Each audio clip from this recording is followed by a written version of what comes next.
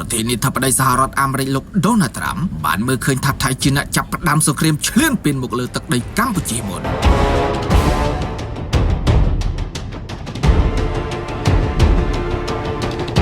បរទេសប្រធានាធិបតីសហរដ្ឋអាមេរិកលោកដូណាល់ត្រាំនៅថ្ងៃទី22ធ្នូឆ្នាំ